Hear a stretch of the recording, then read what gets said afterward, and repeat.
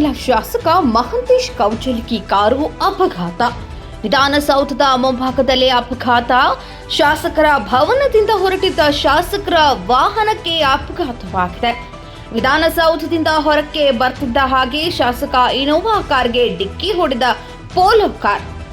ಅತಿ ವೇಗವಾಗಿ ಬಂದು ಶಾಸಕರ ಕಾರ್ಗೆ ಗುದ್ದಿದ ಪೋಲೋ ಕಾರ್ ಚಾಲಕ. ಅಪಘಾತವಾಗುತ್ತಿದ್ದಂತೆ ಬೇರೊಂದು ಕಾರ್ನಲ್ಲಿ ಆಸ್ಪತ್ರೆಗೆ ತೆರಳಿರೋ ಶಾಸಕ. ಕಬ್ಬನ್ ಪಾರ್ಕ್ ಟ್ರಾಫಿಕ್ ಪೊಲೀಸ್ ಠಾಣಾ ವ್ಯಾಪ್ತಿಯಲ್ಲಿ ಈ ಘಟನೆ.